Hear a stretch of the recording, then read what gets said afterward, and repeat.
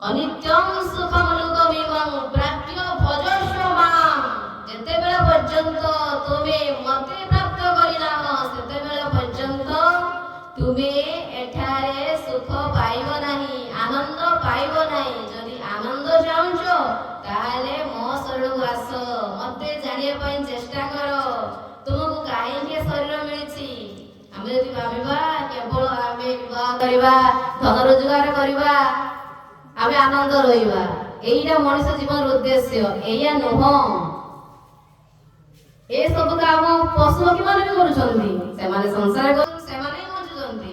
तो तांके जा करछंती आमे जदि सेतिकी करिबा ताले मनुष्य जन्मटा पाई लाभ कोन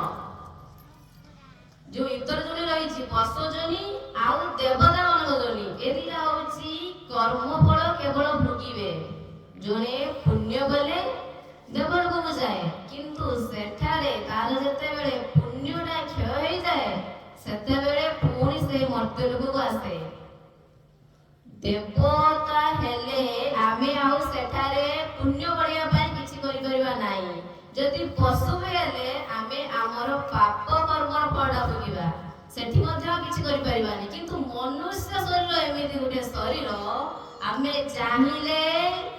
ए जन्म मृत्यु चक्र उद्धार होई परिबा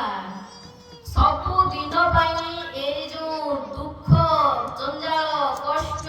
ए सबरा मुक्ति परिबा आमे चाहउचंती ए जो धन नाही पुत्र नाही ए सब दुख नाही ए सब दुख में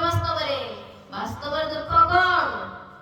जन्म मृत्यु जरा व्याधि दुख दोषार दर्शनम केवल ए चारोटी होची दुख गोटे होची जन्म मृत्यु जरा और व्याधि एही चारेटी गुटे जीवर दुख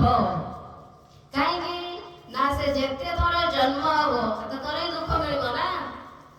विवाह करिवो संसार करिवो पिला छौ पोसिबो ए शरीर रोग हबो वृद्धा अवस्था आसीओ जे कोनसी जुने भी गले एया ही तो चलिबो ना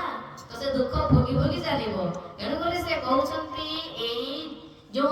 आमे जो बारंबार जन्म मृत्यु चक्रे घुरी चलीछे हमको सेइटा को अटकेबा पड़िबो आ सेइटा केवल एई मनुष्य शरीर नहीं हबो